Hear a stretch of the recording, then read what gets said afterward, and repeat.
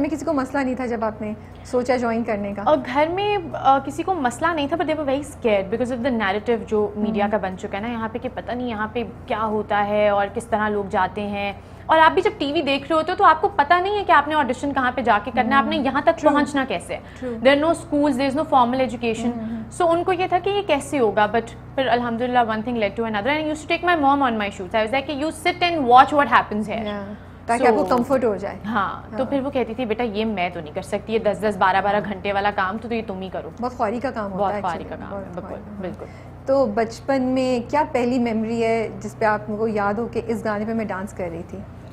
हिरा खान की मुझे पहली मेमोरी ये याद है कि वो नाच रही थी स्कूल में। बट किस गाने पे क्या हो रहा था, कोई सिनेरियो बताए ना। So I remember this is not very बचपन, but this is I was in my 10th standard और मैं स्कूल की हेड गर्ल बन गई थी। तो my principal I would really like to take her name. Her name was Sister Parveen. She is अभी भी her name is Sister Parveen and उनको मेरा डांस करना बड़ा अच्छा लगता था। तो she used to send me to these competitions and everything. तो जब मैं हेड गर्ल अनाउंस हो गई तो शी वाज लाइक अब हिरा खान एक परफॉर्मेंस करेंगी स्टेज पर आकर। और मैं स्टेज पे गई और वहाँ पे कोई आई थिंक कोई पंजाबी गाना था कुछ इस तरह का बॉलीवुड का, और मैंने जाके डांस किया and she used to really encourage me कि नहीं you should do this and stuff. तो मैं जाके सबसे पहले हेड गर्ल बन के मैंने सबसे पहले एक परफॉर्मेंस करके दिखाई कि हाँ अब मैं हेड गर्ल बन गई हूँ, सो या this is it. That's cute, head girl बन के। हाँ, सो या ये। बट सिर्फ डांस का शौक था या एक्टिंग का भी बचपन में था? एक्टिंग का भी था। I used to take part in all these plays, Heer Ranjha और जो भी क्रिसमस के प्लेज होते थे, because I am from a Catholic school. So हमारी एक बड़ी एक्टिव इन्वॉल्वमेंट होती थी। तो मैं हर चीज़ में, मैं कभी फेरी बनी होती थी, कभी दरख्त बनी होती थी, कभी मैं हीर बनी होती थी। और जो भी मतलब कुछ वो वाला बच्चा होती थी क्लास में कि अच्छा जी कोई एक्टिविटी आने लगी है तो जी मैं जाऊँगी, मैं करूँगी। मिस स्वीट का चांस कैसे मिला फिर? मिस स्वीट का चांस मैंने बताया हुआ पहले भी कि I was applying for internship or something happened and then वो आया नहीं and then I went to WEET and everything. WEET का competition हुआ और वहाँ पे I went there with a very straight head। नहीं रुक जाएं, थोड़ा पीछे जाते हैं। कहाँ इंटर्नशिप के लिए अप्लाई कर रही थी? I was so you were in grade 12 और ग्रेजुएट कर लिया था? किस सिचुएशन में लाइफ में कहाँ थी? I just got into uni। मतलब I finished college and I just got into uni and I was applying for internships because I wanted to be that strong independent woman के नई university में भी you know I'll do something। आइज़िक के through I was applying for these internships और मैंने Bahrain में एक internship के लिए अप्लाई किया था। wow, तो वो वीज़ा नहीं आया, सब कुछ हो गया, मेरे दोस्तों का आ गया। I was so disappointed। मैंने कहा क्यों सबका आ गया, मतलब I had travel history also. दुख होता है इतना ज़्यादा। हाँ, ट्रैवल हिस्ट्री भी थी, सब कुछ था और फिर भी नहीं आया, तो फिर मैं काफ़ी सैड हो गई। उसके बाद फिर वीट के ऐसे ऑडिशंस हो रहे थे तो वहाँ पे कैसे पता चला कि वीट के ऑडिशंस हो रहे हैं और क्यों गई आप उस पे? आई थिंक मैंने फेसबुक पे कोई पोस्ट देखी थी, वहाँ पे हो रहा था तो मैंने कहा चलो मैं I was very low on confidence, I couldn't talk like this. मैं बट थिएटर और सब डांस करना और ड्रामों के बावजूद कॉन्फिडेंस लो था? आप मुझे जो लोग स्कूल में इतना वो करो तो काफ़ी मुझे लगता है कॉन्फिडेंट होते हैं। आप मुझे स्टेज पे खड़ा कर दें, मैं आपको एक परफॉर्मेंस करके दिखा दूंगी, लेकिन अगर आप मुझे कहेंगी कि 4 लोगों में बैठ के you know have a conversation, तो मैं पहले आई वाज वेरी स्कैर्ड। मतलब वो वाला एक वो इंट्रोवर्ट वाला सीन था कि मैं नहीं कर सकती थी। मैं परफॉर्म बहुत अच्छा कर लेती थी बट मैं इस तरह नहीं बात कर सकती थी। तो I wanted to gain that confidence कि नहीं अच्छा you know this is something that I need to work on. And इसीलिए मैं इंटरव्यूज़ भी दे रही थी और इंटर्नशिप्स के लिए भी जा रही थी कि चलो बाय द टाइम मेरी यूनिवर्सिटी खत्म होगी तो आई बी केपेबल ऑफ समथिंग। उसी तरह बीट का ऑडिशन था, वो जाके दिया एंड उनके डिजिटल ऑडिशंस में जीत गई थी। Okay, so आपने रिकॉर्ड करके अपना भेजा था? या आई रिकॉर्डेड अ वीडियो, वो मैंने भेजा और वो मैं जीत गई थी। तो फिर उन्होंने कहा कि आप, और मैं इस माइंडसेट के साथ गई थी मेरी तो फ्लाइट है 5 अगस्त को और आपका तो चलो जो हुआ वो मैं देख लूँगी, और वो नहीं हुआ।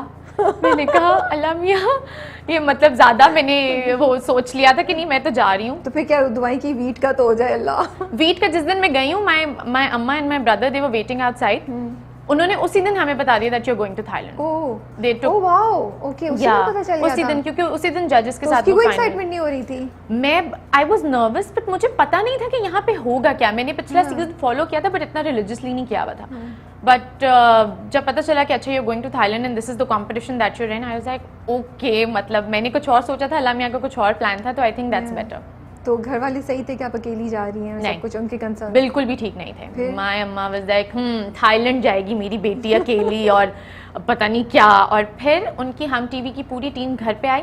दे met my mom, they convinced my mom, they told us कि 12 लड़कियां जा रही हैं, हमारी टीम साथ है, तो आप बिल्कुल भी परेशान ना हो। ये बड़ा अच्छा है उनका कि Yeah. उन्होंने वो कह सकते थे इनको हटाओ किसी और को ले किसको लो, कर लो, बट लेकिन नहीं। उन्होंने आपको Yeah. अकोमोडेट किया। अच्छा, तो Yeah, फिर yeah, तो yeah. आपकी अम्मी को थोड़ा सा हाँ, she was okay with yeah it. But then we didn't tell anybody, किसी को नहीं बताया। जब वो ऑन एयर हुआ तब लोगों को पता चला कि मैं थाईलैंड से होकर भी आ गई हूँ और मैं मतलब ये शो रिकॉर्ड हो चुका है। तो क्या रिएक्शन था जब फैमिली और फ्रेंड्स को पता चला? ओह गॉड, एवरीबडी वाज लाइक ये क्या, ये अभी अब मैं तो घर पे थी जब ऑन एयर चल रहा था, तो एवरीबडी हेरा कहाँ पे, हेरा थाईलैंड में कहाँ पे है? तो माय अम्मा वाज लाइक नहीं वो यहीं पे है, ये हो गया, ये हो गया। तो ये था जरा तो खुद से एक्साइटमेंट हो रही थी कि अच्छा अभी जब जाएगा फिर लोग कैसे सारे लोग रिएक्ट करेंगे। हाँ। और सब कुछ ये मुझे लग रहा है आप ऐसी होंगी जिनको होता होगा मुझे था। अब मैं सरप्राइज दूंगी, अब मुझे हाँ। फोन कॉल्स आएंगी, अब एसएमएस। यार पता है Rabia, I tell you something, I was going through a very tough time अपनी फैमिली को लेके। तो my parents, mind sharing what you mean? Yeah my parents they got separated during that time. उससे बिल्कुल थोड़ा सा पहले। Okay okay, I am too sorry to hear that. No it happened for the best. Okay. So they got separated, तो मैं बड़ी एक उस माइंडसेट के साथ चल रही थी कि you know now I have these, my mother was always financially independent, so she was sorted that way, but I was like नहीं, अब हमने कुछ करना है। तो मेरी जो ड्राइव थी वीट पे जाते वक्त भी, उससे पहले भी, ये इंटर्नशिप्स की भी, सब कुछ करने की भी, कि मैंने अब कुछ बनना है। So you know I have to take care of my mom. So वो वाला एक दिमाग में चल रहा था। सो या तो फिर आप उस तरह नहीं एंजॉय कर सके उस चीज़ को because of this? I think कि उसने मुझे बहुत रिस्पॉन्सिबल और बहुत, वो जो एक बच्चापन था ना मेरे अंदर से, वो निकाल दिया था ओके कि अब जिंदगी में सीरियस होना है, now I have to make something out of myself. If you are okay to talk about it. Yeah, I am.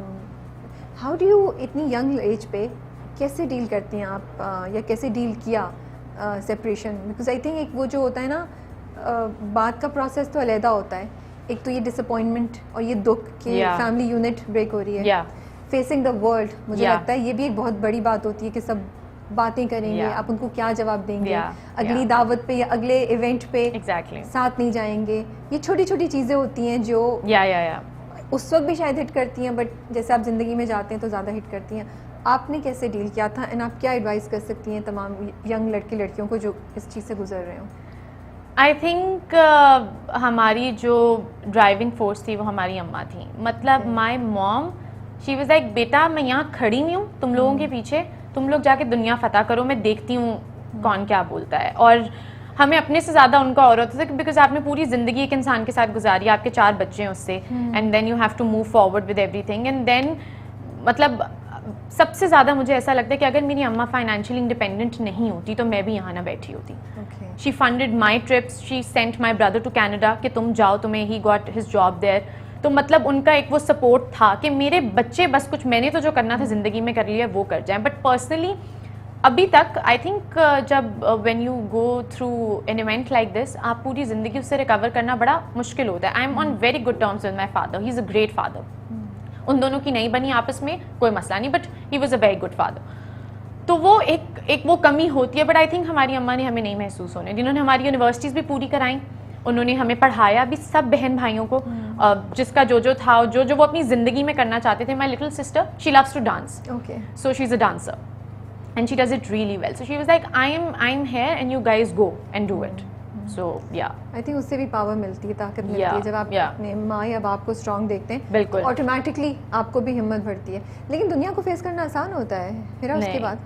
नहीं होता, नहीं क्योंकि होता ना? लोग अच्छा बाप नहीं है तो इसीलिए शायद चली गई है मीडिया में, या क्या मेरे जो ओ आपको ये बातें सुनने को मिली? हाँ कुछ कजन्स की ओह। भी, मतलब मेरी जो दूसरी साइड थी, नॉट द मामा की साइड, बट आई हर्ड कि ओ अब हमारी कज़न पोस्टर्स पे लगेगी और ये होगा और वो होगा। मेरी माँ कहती हाँ लगेगी, वो एक हलाल काम करने के लिए जा रही है, वो कोई गलत काम नहीं कर रही। और आप कोई और मेरी अम्मा के सामने, मेरी मामा बबर शेर हैं, उनके सामने फिर कोई नहीं बोलता। उन्होंने कहा हाँ ठीक है भाई, हम थोड़ा पीछे ही रहते हैं। सो कुछ एक्स्ट्रा प्रेशर आपको फील होता है बिकॉज आप एक सिंगल मदर की बेटी हैं कि आपको अपने आप को प्रूव करना है, you really have to make something out of life, आपको ये एक्स्ट्रा प्रेशर फील होता है? नहीं, I think I am privileged that way, because अब हम जो भी जिंदगी में बनेंगे इसमें हमारी माँ के अलावा किसी का कोई हाथ नहीं है।